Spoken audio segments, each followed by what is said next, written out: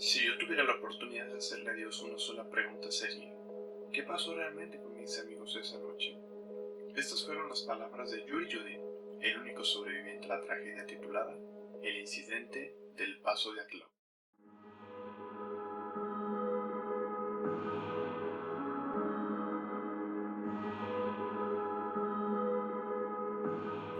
Hola, ¿qué tal? Esto es Incógnitas Podcast. Hoy en nuestra primera edición estamos presentando la historia del incidente del Paso de Atlov, una historia enigmática y de las que ha causado más controversia en la historia reciente de Rusia. Todo este misterio se desveló después de la caída de la URSS, donde archivos confidenciales se desvelaron y se hicieron públicos.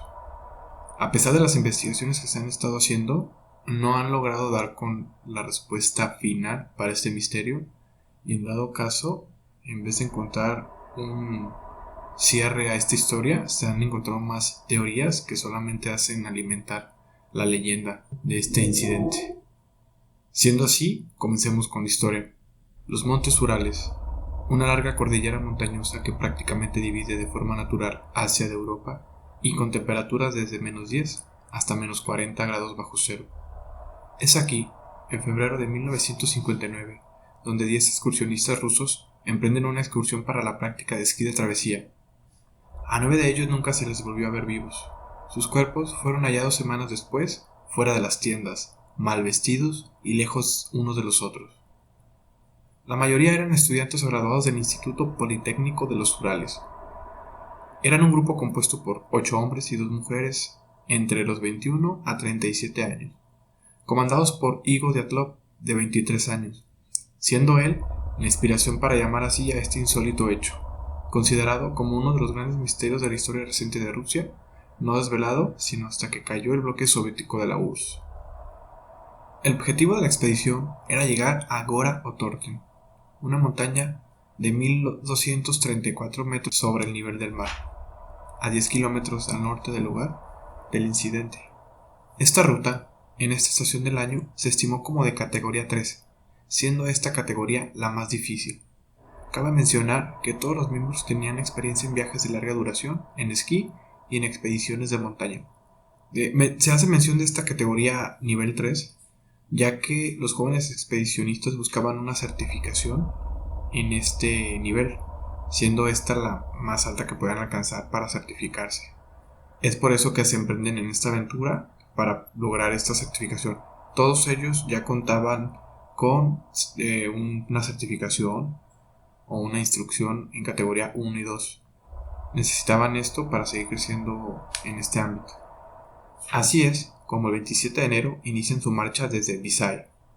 Al día siguiente, uno de los miembros, Yuri Yudin, el único sobreviviente antes mencionado, arrastraba una lesión en la espalda, por lo cual se vio obligado a regresar por una severa lumbalgia, con lo que el grupo quedó formado por solamente 9 personas. Gracias a los diarios y las cámaras de fotos que se encontraron en su último campamento, se hizo posible realizar un seguimiento de la ruta del grupo hasta el día anterior del incidente. El 31 de enero, el grupo llegó al borde de una zona de tierras altas y comenzó a prepararse para la escalada. En un valle silvestre se abastecieron de alimentos y equipo que utilizarían más adelante para el viaje de regreso. Al día siguiente, el 1 de febrero, el grupo comenzó a moverse a través del paso. La interpretación de los investigadores tras hallar el material y los cuerpos concluye que al parecer tenían previsto cruzar el paso y llegar al campamento, situado en el lado opuesto, hasta la noche siguiente. Pero debido a las inclemencias del clima y el temporal de nieve, se desorientaron y se desviaron varios grados al oeste. Dándose cuenta de su error, el grupo decidió detenerse y establecer un campamento en la misma ladera de la montaña. Para esto, antes de salir, Dyatlov, el comandante de la expedición, había acordado enviar un telegrama al club deportivo de la universidad, cuando el grupo regresara a Visay, pero la fecha de regreso estimada era hasta el 12 de febrero. A pesar de ello, los primeros días de demora transcurrieron sin reacción alguna, debido a que en las expediciones de este tipo los retrasos eran normales. Tras unas semanas sin novedades, familiares de los alumnos exigieron a las autoridades del Instituto Politécnico iniciaran una operación de búsqueda. En un inicio, esta búsqueda arrancó con voluntarios de la universidad, entre alumnos y profesores. A los días siguientes, El caso escaló hasta las autoridades soviéticas y el mismo ejército. El 26 de febrero encontraron un campamento abandonado en Kholat Syai, o Montaña de los Muertos. Esta montaña era llamada así por la tribu Mansi, una población indígena que habita esta área. El nombre de esta montaña se debe debido a una vieja leyenda Mansi en donde en el pasado 9 cazadores murieron por la noche, de una forma repentina y sin síntomas de violencia. Desde entonces, este monte se convirtió en un lugar prohibido a visitar. Según la leyenda de la montaña, estaba habitada por los que ellos llamaban almas, las cuales robaban la vida de aquellos que visitaban la montaña. De igual manera, la montaña de destino de los excursionistas, Gora o Torten, era llamada en lengua Mansi no vayas ahí, lo cual ya presentó algún escenario malo según esta tribu. En este campamento abandonado descubren una serie de pistas demasiado extrañas. Para comenzar, la tienda de acampar se encontraba cubierta de nieve y destrozada. Dentro de esta se encontraban todas sus pertenencias, pero ningún rastro de los expedicionistas. Alrededor de la tienda se observan numerosas huellas y pisadas, de al menos 8 personas, algunas descalzas, otras con un solo zapato y todas sin un rumbo claro, de manera caótica. De entre todo el enredo de huellas se desprenden el rastro de al menos 2 personas que se dirigen al noroeste, directamente al bosque. Aquí encuentran rastros de una hoguera improvisada cerca de los árboles, y a tan solo 500 metros de la tienda es aquí mismo donde encuentran junto al árbol los 2 primeros cadáveres, Krivonichenko y Doroshenko, los 2 descalzos y en ropa interior. Pese al intenso frío que hizo esa noche, los 2 cuerpos estaban cubiertos con ramas caídas del árbol. Cuando el forense descubrió el tronco del árbol, la corteza contenía rastros de piel y carne humana. Los cadáveres tenían las manos destrozadas, por lo que se supone que intentaron trepar desesperados, quebrando las mismas ramas por su peso. Pero no había ni rastro de ningún otro animal, pero algo tuvo que aterrorizarlos hasta tal punto de hacerles salir corriendo de la tienda sin vestirse e intentar subir al árbol desollándose las manos. Cerca de este lugar, a unos 270 metros, encontraron el tercer cadáver, el líder del grupo, Igor Dyatlov. Su posición no fue menos sorprendente. Se encontraba tirado boca arriba. En una mano sostenía una rama y con la otra se cubría el rostro, protegiéndose. 180 metros más adelante, en dirección a la tienda de campaña, encuentran el cadáver de Rustem, medio cubierto por la nieve, de cara al suelo y con una fractura de 17 centímetros en el cráneo. Cerca de él hay restos de sangre.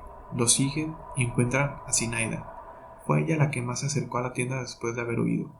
La sangre no pudo ser comprobada que fuera suya, pero tampoco parecía serlo. El campamento no dejaba de sorprender a los forenses. Al investigar la tienda de campaña, se descubrió que los cortes que tenía fueron hechos desde el interior, por lo que fueron los propios jóvenes que, en su intento desesperado por huir, rasgaron la tienda. El resto de los cuerpos no apareció, sino hasta el deshielo. El 4 de mayo aparecen los restos de los desaparecidos en un barranco de unos 4 metros de profundidad, bastante cerca del árbol donde encontraron a los 2 primeros cadáveres. A diferencia del resto de sus compañeros, que aparecieron en ropa interior, estos sí estaban vestidos, pero con prendas al azar, y todos los cuerpos sufrían graves daños.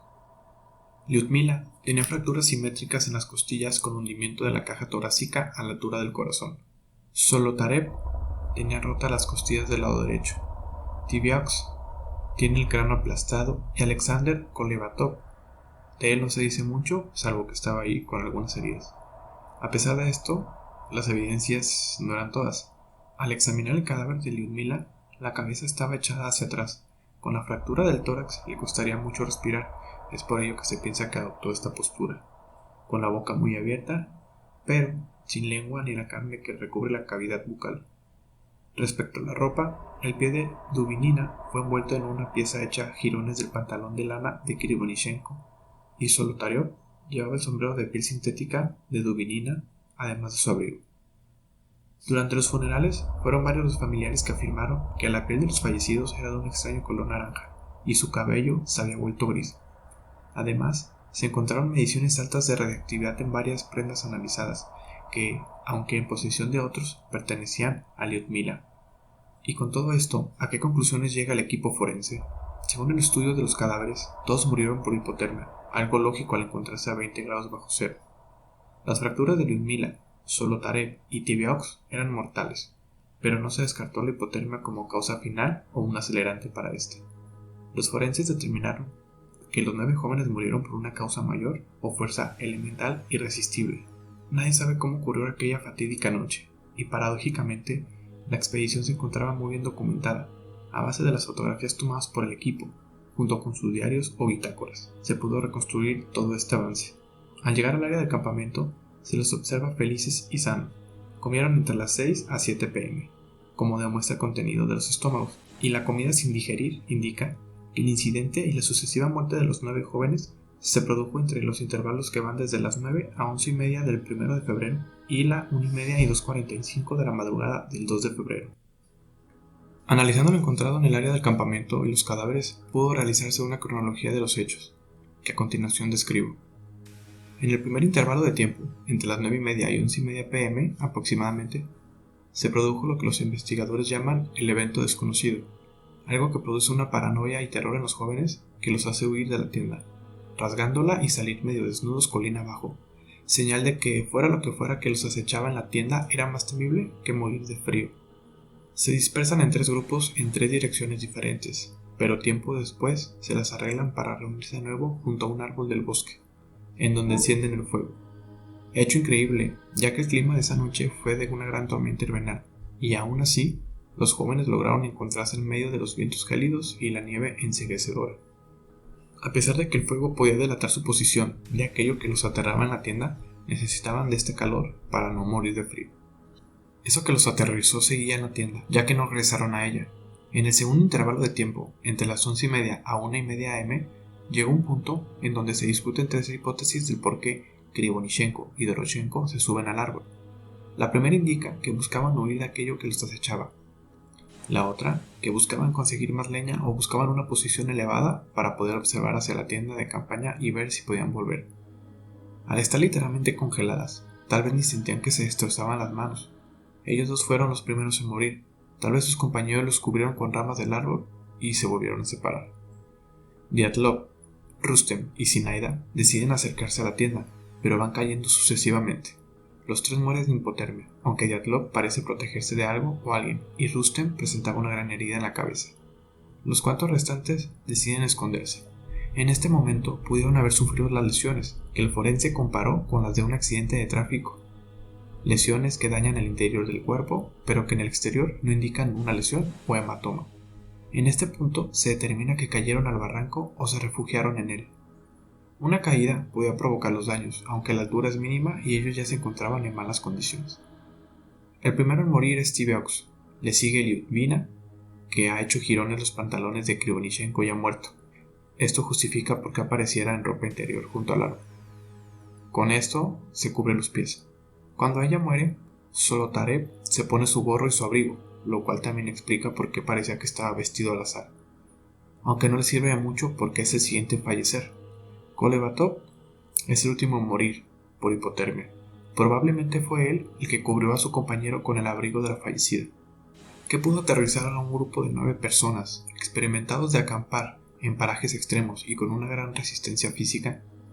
El hecho de que salieran sin ropa es demasiado extraño, porque, aún reunidos en el interior de una tienda con una temperatura tan baja, ningún experto se quitaría la ropa.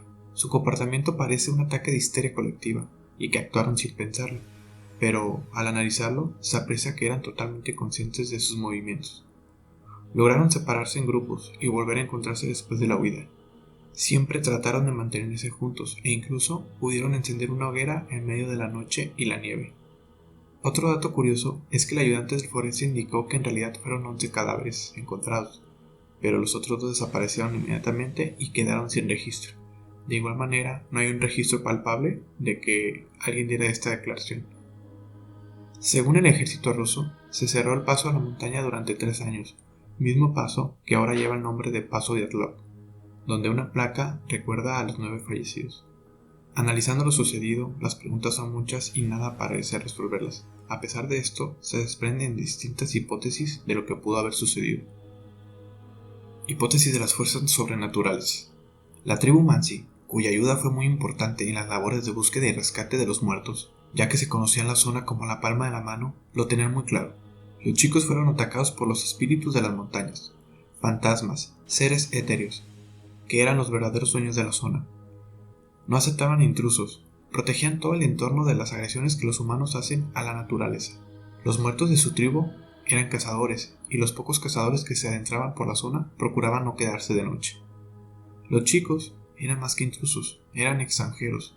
Cortaban ramas de los árboles, hacían fuego y en cualquier momento pudieron faltar el respeto a los espíritus de la montaña y lo pagaron caro. Fueron los espíritus de las montañas los que aterrorizaron a los jóvenes, les paralizaron de miedo hasta que murieron congelados. Lo cierto es que la maldición de los 9 se repite. Los cazadores mansi muertos de la leyenda eran 9. Los esquiadores del equipo de Glob eran 9. En 1960, un avión con 9 personas, entre pilotos y geólogos, se estrelló y murieron. Ese grupo también eran de 9, y al recuperar la caja negra del avión no encontraron ninguna explicación del accidente. Actualmente, los excursionistas evitan pasar en grupos de 9 personas. Teoría OVNI. Un grupo excursionista, que acampaban a varios kilómetros del sur del lugar de los hechos, declaró haber visto en la noche donde los jóvenes murieron varias esferas de color naranja sobrevolando el área donde acampaban los esquiadores. Curiosamente, uno de los defensores de esta teoría era un militar, Lev Ivanov, que no podía mostrar las pruebas porque eran clasificadas, pero aseguraba que existían. A pesar de que con la caída de la URSS se desclasificó este caso, no salieron a la luz las evidencias del supuesto incidente OVNI. Ivanov insistía que los suyos seguirían estando en los no desclasificables. La teoría de Ivanov apuntaba que, en la noche del 1 de febrero, varias esferas de color naranja, vistas por los excursionistas que fueron testigos y varios habitantes de la ciudad de la zona, eran de procedencia indígena, los cuales sobrevolaron el campamento de los 9 esquiadores. Cundió el pánico y huyeron. Las heridas que sufrieron 4 de los esquiadores, según Ivanov, podrían deberse a la colisión de una nave y el impacto de algún fragmento. La coloración naranja de la piel y la lectura de radiactividad en los cuerpos indicaban a Ivanov que fue un ataque de un supuesto alienígena. También parecía que la mutilación de la lengua de Dubinina era parecida a las mutilaciones de ganado. Esta teoría es muy curiosa, siendo proveniente de un militar. ¿Sería que sabía hechos que el mismo ejército ocultaba? Lo cual suena muy razonable. Más adelante veremos que tal vez el ejército sabe algo y no habían dado a conocer el 100% de la información o mantenían un secretismo entre ellos. Teoría sobre el Yeti. Los que apoyan esta teoría afirman que el aterrador rugido del Yeti fue lo que aterrorizó a los jóvenes y los impulsó a salir corriendo. Tal vez las sorprendentes heridas fueron provocadas por un ataque de una bestia de esta magnitud. Uso de drogas o sustancias tóxicas. Cierto segmento de la población menciona que tal vez un consumo de drogas y alcohol creó una intoxicación en los jóvenes. En el reporte de los especialistas solo se menciona que se encontró una botella de vodka, aunque nunca se supo si llena o vacía.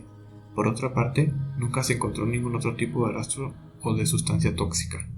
Una vertiente de esta teoría mencionaba que tal vez consumieron bayas venenosas y por eso se intoxicaron. Esto explicaría el ataque de pánico, el repentino calor que sintieron, la desorientación y las alucinaciones. Aunque no sabemos si el grupo vio algo real o alucinaban, pero en realidad el grupo se organizó bien, pudo huir de la casa de campaña y separarse en grupos y volverse a reunir. Posteriormente, con el análisis del contenido de sus estómagos, no se cita ningún tipo de sustancia tóxica. En resumen, claramente los expedicionistas no eran unos irresponsables para consumir drogas o intoxicarse en un lugar extremo. Teoría del ataque de las tribus autóctonas. Como ya se ha mencionado, la tribu de los Mansi habitaba estas zonas. Por esto, rápidamente fueron mencionados como sospechosos, por la muerte de las 9 personas, como en sus leyendas lo indicaban, por adentrarse en sus territorios, pero rápidamente fueron descartados. Apoyaron de gran manera la búsqueda de los cuerpos y esa montaña en específico no era del agrado de ellos. De hecho, era territorio prohibido para la tribu. Además, los esquiadores llevaban consigo equipo de defensa en caso de un ataque de un animal de la zona. Un fusil, un hacha y varios cuchillos eran su equipo. Solo un par de cuchillos se encontraron junto a los cuerpos. El demás armamento fue hallado en la tienda. De igual manera, se especuló un ataque de asaltantes o fugitivos escondidos en el bosque, los cuales atacaron de manera sorpresiva en la noche, pero esto carece de sentido alguno. En primer lugar, ninguna propiedad de los excursionistas fue robada de la tienda. Desde la ropa hasta las provisiones quedaron intactas. Además, sería increíble que un grupo de fugitivos tuviera un campamento en esta inhóspita zona con un clima de más extremo y se encontrara esperando que una expedición de unos jóvenes llegara a su lugar para hacer un robo. No le veo mucho sentido a esta teoría. Por otro lado, un tema de lo más misterioso fue que Yuri Judy, mientras brindaba ayuda en reconocer los cuerpos y equipo de sus amigos, encontró un retazo de tela que no pertenecía a ninguno de los integrantes del grupo. Era un ofmotki, una pieza de ropa que se usaba para envolver alrededor de las piernas o pies y mantener el calor, enrollándose como una venda. Comúnmente, esta prenda era utilizada por los soldados de los años 40 y después entre los prisioneros de los campos de concentración de Stalin. Nadie sabe cómo llegó aquí y nadie sabe cómo desapareció de la sala de pruebas. Teoría de la avalancha. Esta teoría fue una de las que más investigaron por el gobierno y militares, volviéndose una de las explicaciones casi oficiales. Y es claro, querían explicar la muerte de los expedicionistas con la manera más natural posible y darle un cierre definitivo a la historia, pero no fue así. Esta teoría mencionaba que en la ladera donde el grupo acampó por última vez era un sitio de acumulación de nieve y por lo tanto propenso a las avalanchas. Mencionaban que tal vez por la noche algún fuerte ruido les hizo creer que se aproximaba una luz, por lo cual en un ataque de pánico los hizo correr parcialmente vestidos al bosque a ponerse a salvo. Pero no hubo ni una avalancha esa noche ni después. La nieve que cubría la casa de campaña era mínima. Además, como las fotografías de los propios jóvenes lo demuestran, el equipo de esquís se encontraba enterrado alrededor del campamento, tal y como ellos lo dejaron. De haber existido algún movimiento en la nieve, todo el equipo hubiera sido movido o revolcado por la ladera de la colina, sumándose con esto la casa de campaña totalmente devastada. Y de haber existido una avalancha, ninguna de las heridas sufridas por los esquiadores pudo ser ocasionada por un fenómeno de este tipo. No hubieran tenido oportunidad de caminar hasta el bosque y tratar de protegerse. Hubieran muerto al instante. Además, no es una coincidencia que los últimos en morir sufrieron las peores heridas. Es de día y en el diario del grupo indican que la temperatura es de -18 a -24 de día. El sol está a punto de ponerse a las 17:02 horas. La última anotación del diario de Dyatlov dice: no podemos dejar que cualquiera en nuestra situación comience el ascenso a las montañas. Es cerca de las 16 horas. Debemos elegir el lugar para la carpa. Hay viento, un poco de nieve. La capa de nieve es de 1.22 metros de espesor. Cansado y agotado, empezamos a preparar la plataforma para la tienda. La leña no es suficiente. No cavaremos un hoyo para el fuego, demasiado cansado para eso. Cenamos justo dentro de la tienda. Es difícil imaginar un gran consuelo en algún lugar de la cordillera, con un viento penetrante a cientos de kilómetros de distancia de los asentamientos humanos. Teoría de la conspiración militar. Una gran parte de los investigadores del caso mencionan que muchas de las pistas apuntan a que esta teoría, armas químicas, misiles de prueba o un prototipo de aeronave sobrevolando la zona. Era bien sabido que esa zona era área militar de maniobras. A pesar que la milicia conocía la ruta de los esquiadores, pudo haber ocurrido un accidente. Además, Yuri apoyaba esta teoría. Él siempre indicaba que los militares tuvieron algo que ver.